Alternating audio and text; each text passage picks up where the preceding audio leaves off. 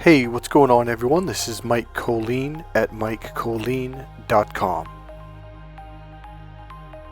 Okay, this is part 2 of the Tower Moment. So, I'm going to throw this in there and then this is going to come full circle towards the end, okay? So, at the very beginning, when man and woman would come together to have children and give birth, birth was not a painful experience. So the birth process itself was more natural versus this very kind of fighting battle kind of thing. And it became very, very painful. Now that's in the Bible, I believe if I'm right, it's in the book of Genesis where basically God said, hey, because of this, I'm going to give woman birth pains, etc. Okay, now I don't remember the verse, I'm not even going to try to quote it right now, but there's another purpose I'm going to use this for. So now let's I hope you watched the last video because the first probably 12-15 minutes or so breaks something down, and that something I'm going to go real briefly is separation or division versus coming together in integration. So the left brain, and especially when it's left brain only, because remember, think of it as two rooms and someone cuts out a big wide entryway into the right brain, into the right room, okay? That's a healthy way of functioning. Well, our societies, even our educational system is not about that. It's not about inclusion, and I don't mean different people, races, but it affects that, this way of being, this way of talking, this way of thinking, this way of processing. So what we've done is we've put a wall up between the left brain and the right brain, and I do believe that's the two cherubims with flaming swords in the Bible that talks about that won't let you go past. Okay, so you have to calm down and open up to the right brain. So that's another subject. I'm not going to get into that right now. So we have been living society through the left brain. The left brain sets the rules, sets the educational system, sets up relationships. It's all about rules, structure, organization. Remember, the left brain processes through rules, structure, and organization. Okay, it's all about rules. It's the logical processor. And the left brain dissects things. It's literally like looking under a microscope and dissecting things, like dissecting animals and pulling things apart. And that's what the left brain is really good at. The problem is the left brain was never supposed to be the master of society or social life. But that's what we've done. We essentially have worshipped the left brain, saying, okay, well, this is our ruler, and we have created a very, very, very painful life experience. Everything is separated, everything is divided, and people, especially right now, we're more separate now than ever. Again, the left brain processes through the either-or mentality. Everything becomes A or B, like a science project. Well, is it A or is it B? It's like looking under a microscope. We got to study A and B and see which one it is. Everything is divided, okay? And this makes for a very, very lonely, sad, and very painful experience on the planet. But we are shifting out of that singularity, this either-or, this duality, either-or mentality, A versus B. So the reason why people are at each other's throats, because everything, it's not just an external thing, it comes from the internal. So our mind is divided between left and right. There's like a wall in between. There's no fluid flowing of communication, which is what it's supposed to be between the left and right brain. It's supposed to be communication that easily flows and they share information back and forth.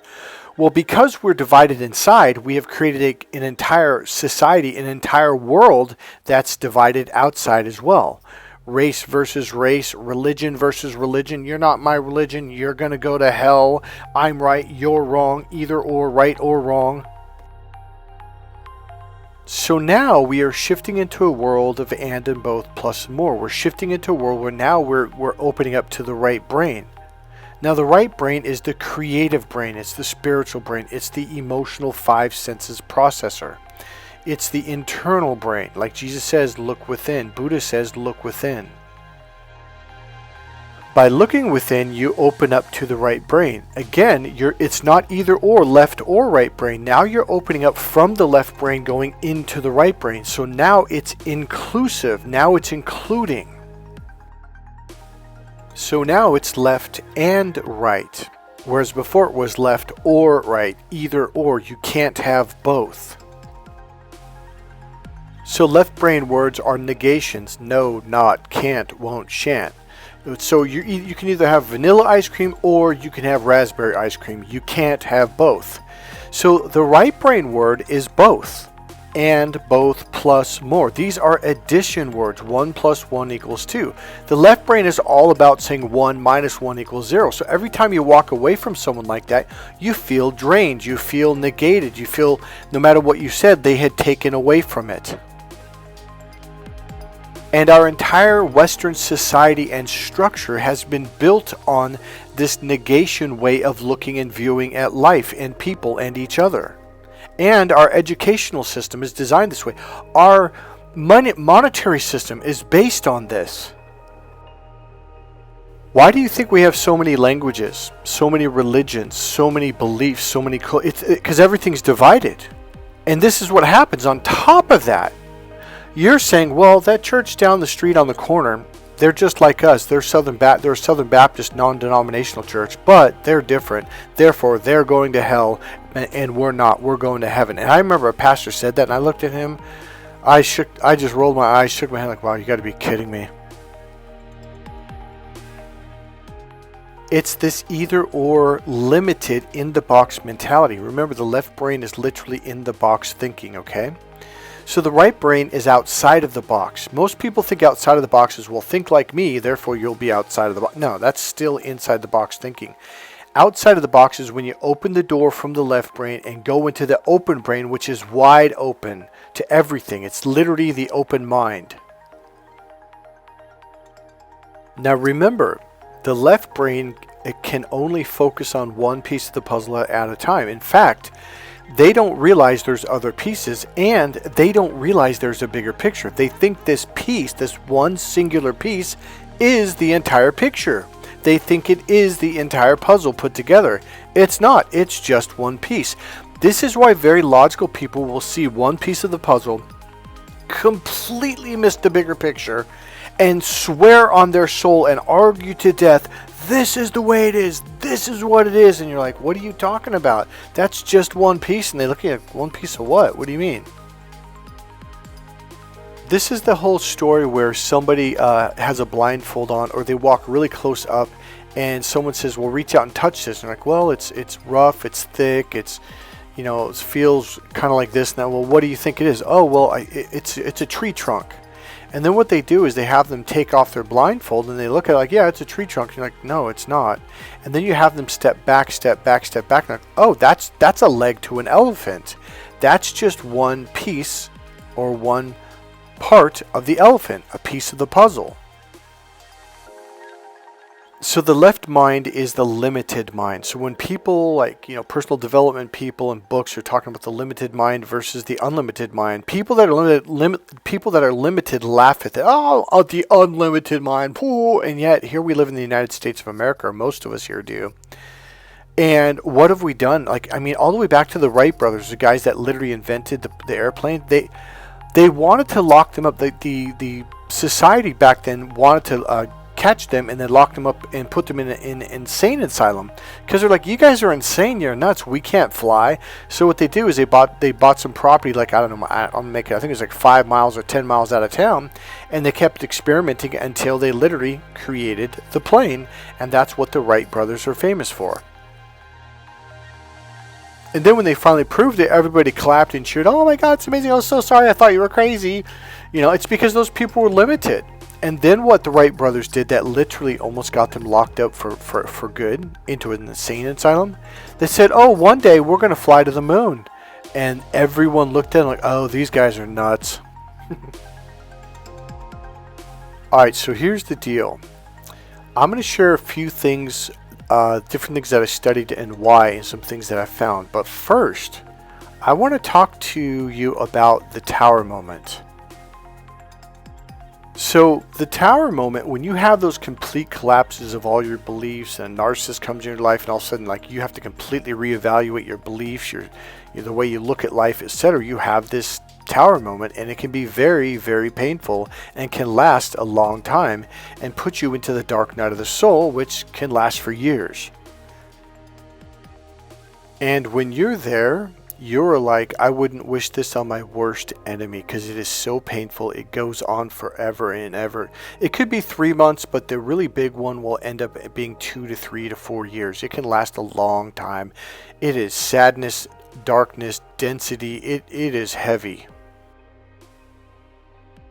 It's very painful. It's like giving birth. It's like birthing pains. It's an extremely painful experience, but it doesn't last for 12 to 24 to 36 to 48 hours. It can last for 48 months. Now here's the really cool thing. When you go through tower moments, when how do I say this? Okay, so when you've gone through tower moments, now a tower moment could be a smaller one that lasts for 3, 4, 5 months or whatever, but then there's the really long one, okay? When you go through this, when you've gone through it in the past, as most humans have, it's a very painful experience because you are going through it in what's called the limited mindset. You were fighting it. You were saying, no, I can't change my belief. No. And it turns out the absolute best thing was the beliefs that you had and the structure that you built around them was the very thing that was holding you back and keeping you from living the life that you desired, a life of peace, a life of prosperity, a meaningful life that was fulfilling and worthwhile. So you were going through these birthing pains through the limited mind, through the narrow tip of the V, okay? It's like a funnel going all the way down to the tip, and it's very painful because you have all this energy, all this knowledge, all this downloads from the universe that wants to come into your space, into your body, into your soul, and you're closing down thinking.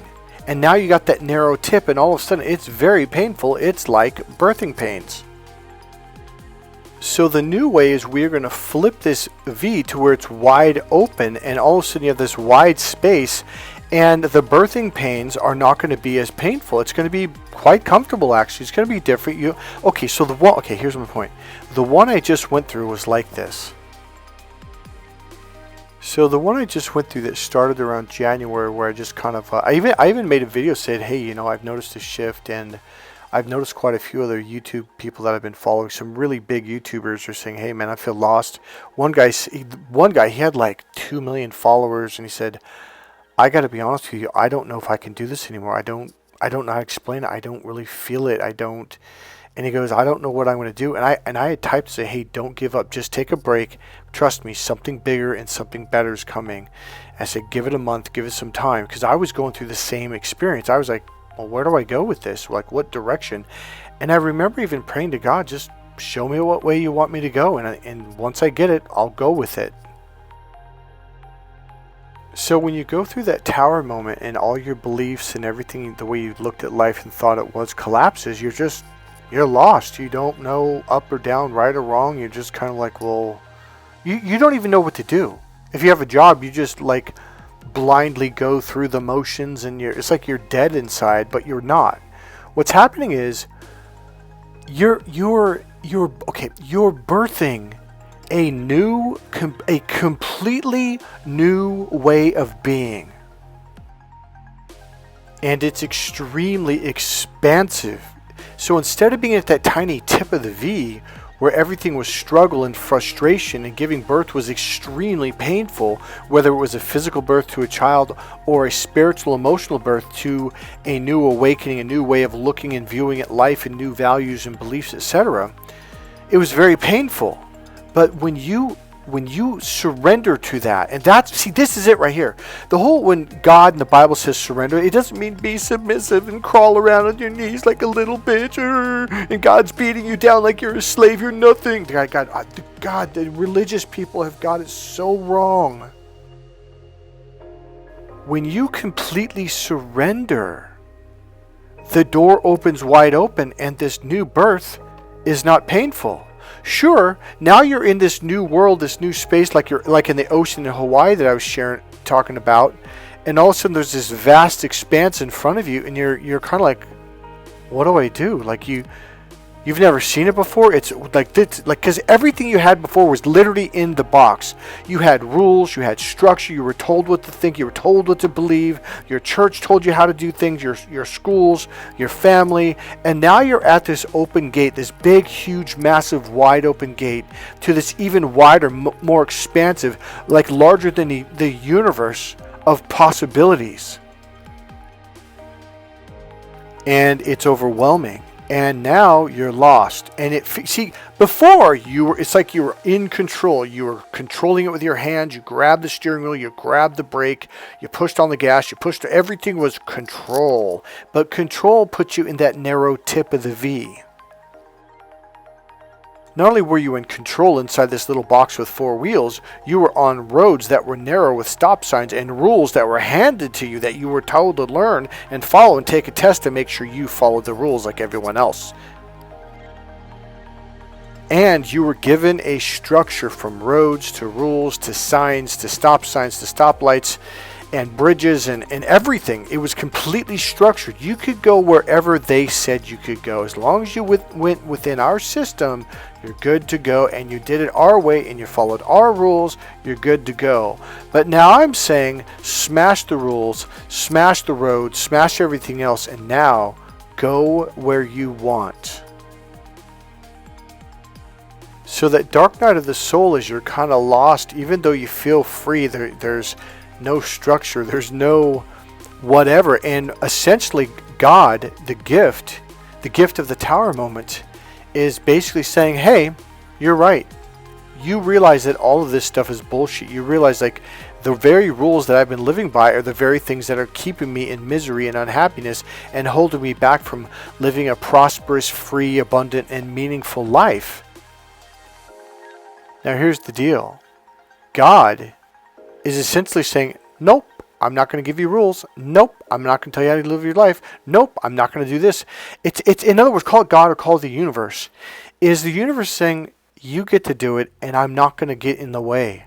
You are going to do it, whether you take a year, a month, or 4 years. And this is what that process, the Great Wall of China, that dark night of the soul, is you're in this space going, well, what do I do? Where do I go? And here's what it is. When you completely surrendered, you opened that tip of the V wide open. And now you don't feel that resistance. You don't feel that pressure. And that's what makes you feel lost, number one. But you're not actually lost. You are finally found. Once was lost, but now am found. And now I can see. So now the gift that has been handed to you is now you get to create your life instead of being told how to live. Here's the thing though. You might think, well, you got to follow the rules. Well, Jesus clearly said that the centurion, love is the fulfillment of all the commandments. Now here's my point. You finally surrendered and opened up to your heart completely and fully, and it can be a very overwhelming experience when you've been controlling everything through your mind. And as I've said in the past, in order for you to become who you want to be, you have to let go of who you think you are. Think. Okay, thinking is in the box. That's not who you are. You are not that logical, limited box. You are much, much more than that. You are this grand, massive, spacious being with massive energy and power. So on the one hand, it's like you've completely, in other words, that tip of the V is wide open. Now what happens is you are mourning the past you of who you thought you were, letting go of those beliefs. You're mourning, you're crying, you're mourning like when someone dies. You are going through a mourning process, okay? And during that mourning process, you're already beginning the creativity process of, well, what do I want to believe? What supports me? Who am I? What do I really want in life? What do I really like? Like even your favorite color. I remember my favorite color when I was a kid was red. My mom goes, no. And I was like 4 years. She goes, no, it's navy blue. I'm like, no, mommy, I like red. She goes, no, navy blue's your favorite color. I'm like, no, mommy, it's red. Now, my mom is a narcissist. But what happens is you start to claim like, hey, no, I like red, and I like this flavored ice cream, and I don't like the other one because my sister made me eat that when I was a kid, and I never liked it when I was a kid, but she said, no, you eat this. And she said, this is better. Well, maybe to her, but not to me. So you are going through a reclaiming process. You are reclaiming your heart, which is everything. It's your favorite flavored ice cream. It's your favorite color. It's your favorite movie. It's your favorite love, the way you want to love and be loved. You claim that. And if someone comes into your life at this point and doesn't love you in that way, you're like, yeah, this isn't what I want. And you move on to the next one. Whereas before, you're like, well, I'll put up with it. Maybe though I can get them to love me in the way that I want them to. No, you don't do that anymore. You stop playing that game of trying to change someone. And you realize, well, this person isn't like this, so I'm going to move on and find someone who is. Now, here's the other part. Okay, I heard this from, this is a really good example. So before, whenever you went through these belief changes and these life changes, it was painful. You had to go through this huge 3, 4 month, 6 month, 4-year mourning process in this pain. But here's what happens. Eventually you get to a point where the birth process is not painful anymore. And I'm going to tell you what, I believe in real life, if you were to go through the birthing experience in the way that was meant to be, it would be a lot more comfortable, at least not as painful. Easily 60, 70, 80% less painful. It was a lot less painful. So here's what happens. So apparently there's a plant, and I believe it was in Australia, or is in Australia, and it doesn't break off in order to, like, how to explain this? It doesn't give this painful birthing thing. It will have roots that go underneath the soil and go across and then sprout up another one and then another one and another one. In other words, there's not this painful birthing process, okay? The way the guy explained it was way better than what I did. So the point is this. So now if you go through these big life changes and shifts, you're doing it from the open V, the wide open part of it, to where now things just fall into place. And it's a more natural, more comfortable way, because you start to realize, like, yeah, this belief in this structure is holding back society, and it's causing a tremendous amount of pain, and it's not helping. Now, sure, the whole way that we've been living, it was a very good thing 2,000 years ago or more. But we're at a point where this is doing nothing but causing conflict and causing pain for all of us. So now, I'm not saying we're not going to have no structure, but now we're going to realize a better functioning structure that allows more people to benefit, more people to be happy, and more people to be creative, and more people to live more meaningful, happy, loving, emotionally fulfilling lives and relationships together. Now, I've been going through these clearings, and that's the word I was using was looking for in the last video. It's clearings, okay? So I've been doing this really deep energy healing, where it brings up massive issues and massive energies, and it is not comfortable at all. It is like when shame comes up, it comes up full blast, and what it does, it triggers people in society, people that you've never seen, to shame you, to hurt you, to do whatever that issue is, because it's like they're poking it to get it to come out completely, so it can completely heal fully and completely, and now that issue is no more. Now it's the same thing. It's the complete collapse of the tower moment, and you go through mourning, and you go through this pain, and then you go through this lot. Now, then the funny thing is, once it is actually completely healed, now you're in this even vaster openness, and you feel lost again, and it's like you're sad, but you're not. It's like you have no emotions, and you're just like. It's like almost like now what, without saying that or thinking that, you're just like, what? It's the same thing I just described in this entire video. So I've been going through this for over about 30 plus years now, and I'm at a point where I remember crying to my energy, I don't want to go through this, no, I can't. She's like, Michael, once you start, you can't stop. And so what happened was I finally had that experience, like, wait a minute. Yeah, I feel lost, but I don't feel like pain. There was no pain involved this time, because now I've completely surrendered to it. Once you surrender, it opens wide open, and the birthing of this new way of being comes into fruition without pain and suffering, because it's not constricted, it's not restricted, it's not limited like the tip of a V. It's wide open. And now you go through these massive life changes in more of a seamless way. It's natural, and it's a lot easier. It just kind of flows. You just kind of float into place. Boom, there it goes, and you go on with your life. Because you're not viewing everything as either or. It's like either the new way or the old way. Now it's like, no. We're just going to add this onto the piece of the puzzle. We're not taking away another piece. And all of a sudden the pain goes, we're like, oh, so now we're connecting this. We're building a bigger structure. We're building a much more powerful picture. So lucky at a very young age, or I think I was just born with a very open mind, because I've always looked at things. It could have been sports. I don't know what it was. Because sports is like, it's not a matter of, well, actually that's true. Because one of Bruce Lee's biggest things is he was basically the Jesus of martial arts, okay? Because he kept saying, like, no, it's not like one form of martial art. It's all forms combined. In other words, connecting the pieces of the puzzle. Like, find out what your weaknesses are in your martial art and find out what martial art has mastered those, and then go study that martial art to develop those tools, so now you can master that. So now you have a more complete form of martial art. And that's what I'm talking about. That's the way we are going to start going through life now versus the old way. Well, now we can't do this. Now we got to do this. Like right now, the biggest battle we're going through is like electric versus gas. And what it's probably going to come down to is both.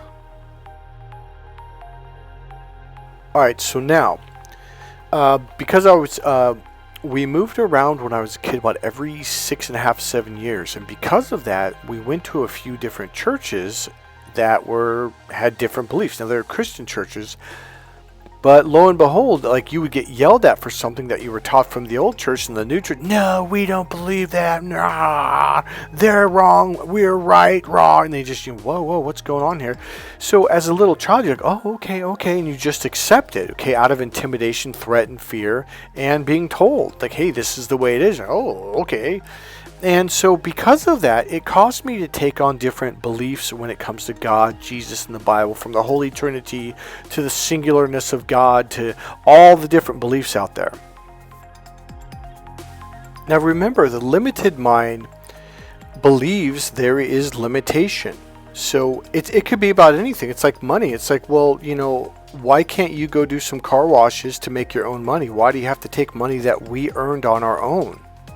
But a lot of people think there's one piece of the pie. There's one pie, and I got to get my fair share.